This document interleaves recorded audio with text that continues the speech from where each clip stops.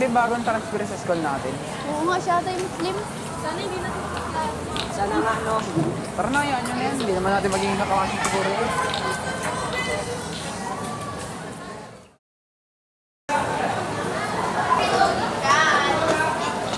Guys, have you seen the classroom of St. Pedro Calungsod? English pa. O nak, ba't ka pa nandyan? Pumasok ka na dito. Is this the classroom of St. Pedro Calungsod? Yes, introduce yourself. Hello, my name is Abdullah and I'm from Saudi Arabia and I am 14 years old and I'm here because the school is nice.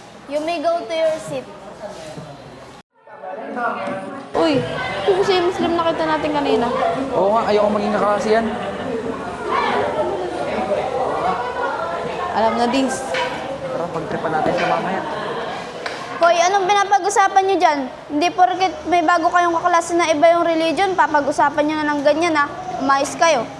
Uy, narinig mo yun? Huwag kang lalapit sa kanila. Mga bully yun. Oo nga, huwag mo na lang silang lapitan. Uy, natutulog siya. oh. Butuin na na! Tara.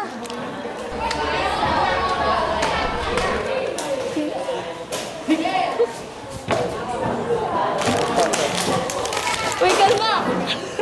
Uy, ano ba yan? Pulutin nyo nga yan! Ikaw kasi masyado kang malapitan. Ikaw, kilala mo yung mga binabangga mo ha. Bago ka lang dito.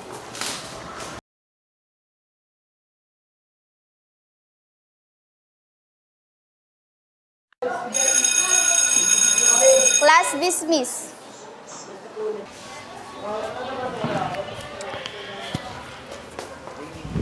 Oy, akin na nga yan. Ang magsusumbong ah. Huwag kang magsusumbong. Uy, di ba nag-fasting siya ngayon? Oo nga, Ramadan nila. Oo, sakto may pagkain dito. Tara, ipilit natin sa kanya. Tara. Bumisi ka nga dyan. Ah. Kainin mo yan. Ano mo yan? Hindi, kainin mo. Kainin mo. Jahil! Yan ang buka!